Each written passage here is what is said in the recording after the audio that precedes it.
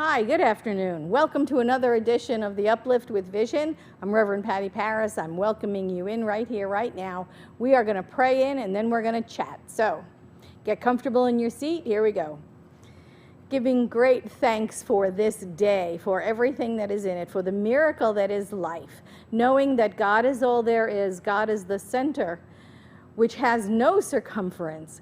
God is the center of everything and expressing itself infinitely in all directions. We know no matter where we go, no matter what we look at, no matter who we look at, that too is God in form. We know and accept that God has absolutely incarnated itself as the physical universe, the planets, the solar systems, the galaxies, the stars and suns. That is the body of God. The very earth that we walk on is holy ground, for it is the outpicturing of this one mind, this one sentient energy that knows of itself as form. And we call this God, the beloved, first cause, higher power, whatever you decide, whatever you are comfortable with. We know that God is one. We are that, and so it is. So how are you today? Hope everything is well in your world and you're safe, you're staying healthy, you're staying home, you're isolating, you're staying at least 6 feet apart, wearing your mask, the whole bit, washing your hands. We are getting through this, right? It's been several months now, and we don't know how long it's going to last, but we're just walking. Keep putting one foot in front of the other. We're getting through this. So I was thinking today about, Old Testament stuff, maybe because it's the plague, and all that. Started me thinking about the Old Testament. And I remember my dad used to say, regarding religion, he used to say, all you really need is the golden rule. Treat others as you would like to be treated, and the 10 Commandments. And that's all you need. He said everything else is just commentary when he was talking about particular religious faith traditions. You just need the golden rule and the 10 Commandments, and everything else is pure speculation. It's just commentary. And I kind of tend to agree with him, People have made up the rules and the regulations, the dogma, the theology behind all of it. But in its pure essence, we know spiritual truth is that which is common to all religions and all faiths, everything, all of those truths that flow throughout the world's great religions and philosophies. And so it started me thinking about the 10 Commandments, and I thought, we should look at it again. We should look at the 10 Commandments again, not from the Old Testament point of view, not from the, the punishment and, smiting point of view, but with a new thought, vision of the 10 Commandments. So I made some notes here, and I thought we could kind of go through it. We won't get through all 10 of them, I don't think, in our 15 minutes, but maybe we'll do 5 today and 5 next time we meet. So let's start with number 1. That's the biggie, right? Thou shalt have no other gods before me. I am the Lord thy God. And really, isn't that our core concept 1? God is all there is. That's really what this is talking about. I am that I am. That there is only this one power. There is only this one presence. And no matter where you look, the I am shows up as that. So you yourself, you are the I am. I am that I am, right? The big I am. So are you. So is all life everywhere. All life is the I am. So when we put that first in our lives, when we put this idea that God is all there is, first and foremost, in the front of our minds, we can't go wrong, right? Then we know whoever we meet, that too is God in hiding, right? Whatever business arrangement we enter into, it is a divine arrangement. It is a divine idea in the mind of God. If we keep God the central focus in everything that we do, we cannot be out of balance. We cannot go wrong, because God is all there is. It is a truth that runs through our faith tradition. So if we treat everything as if that is God too, we absolutely are being steered and guided in the right direction. So the second commandment, Thou shalt not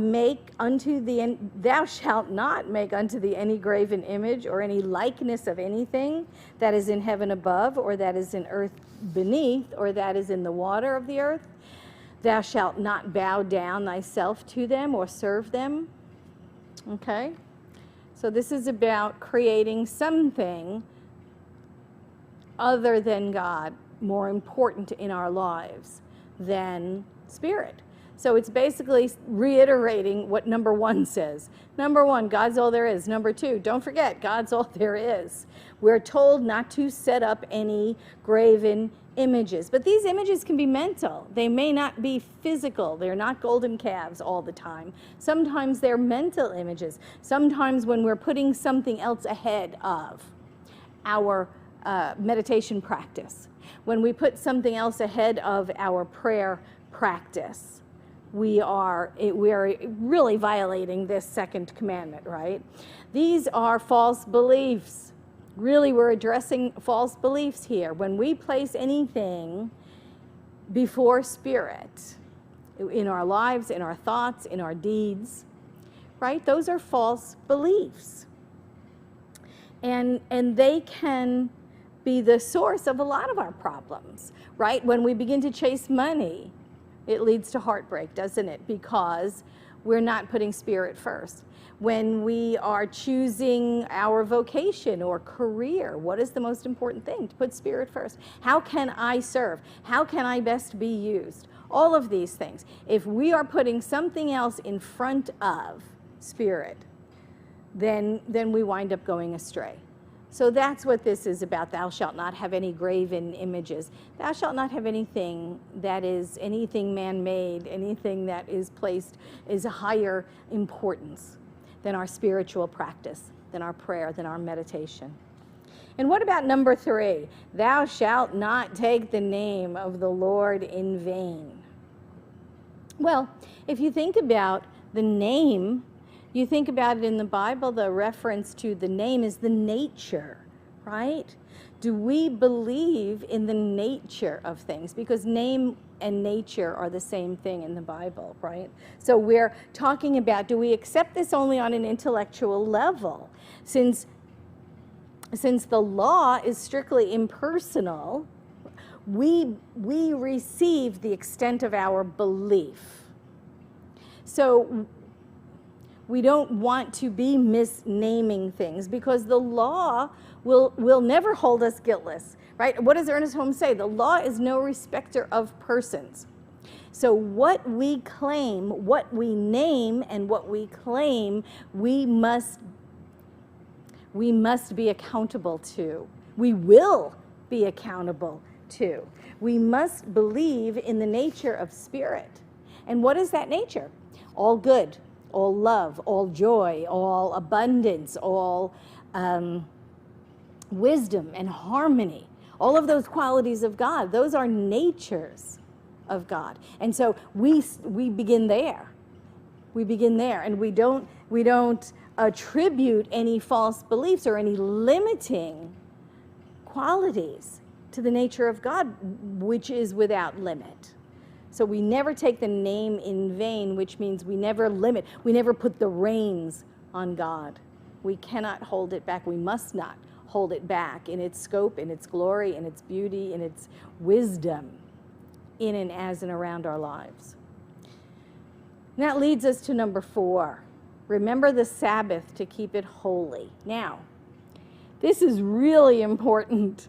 I love this one. I'm taking this one literally. I'm saying, yes, this is exactly what it means. Take it literally. We have to have a day of rest.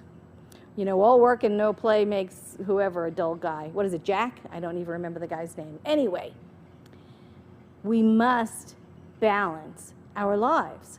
Just like we bookend every day in prayer and meditation, we must bookend every week with rest, recreation, play, activity, inactivity. There has to be this balance, right? We need to take that time out.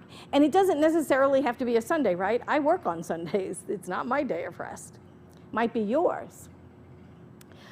But whatever day you choose, make sure you honor it. You must honor it. You must give yourself a time for reflection, for refreshment, for refilling, for renewing our souls.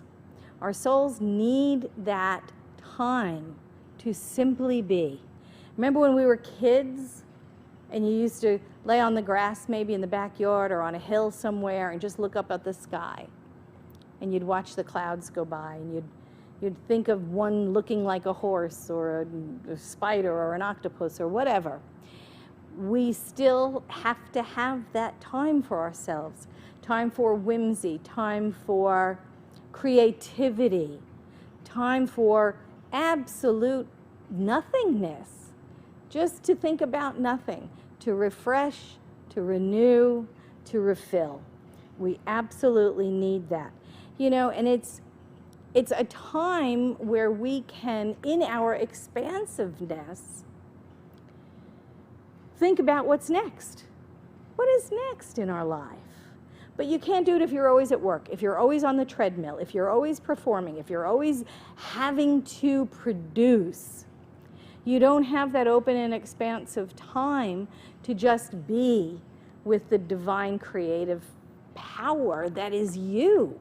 You are that. So remember this Sabbath, whatever day you choose for it to be, and you can even change it from week to week. Maybe it's a Saturday one week for you. Maybe it's a Friday. Maybe it's a Tuesday because that's your day off. Whatever day it is, remember to keep it holy. Remember to keep it holy, whole. That means call back all of the disjointed parts of yourself. Call it back over the days, over the weeks, over the years.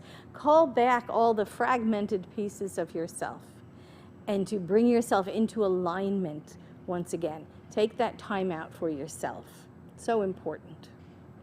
And the fifth one, the fifth commandment is honor thy father and thy mother. Now, literally, again, that is, of course, one we can readily understand. You know, of course, the people in our lives deserve to be honored. The father figures, the mother figures in our lives. But taken symbolically, this also is a very, very powerful message for us.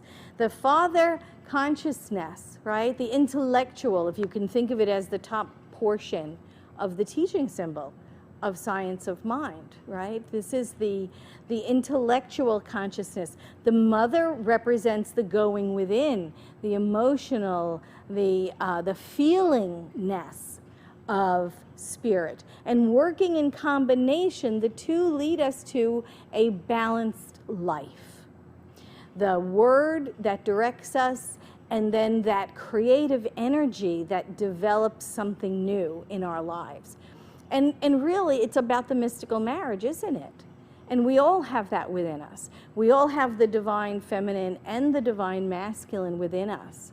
And we work to harmonize those two energies, the being and the doing and the being, so that we can rest, we can gain clarity, we can gain direction, we can know thyself better.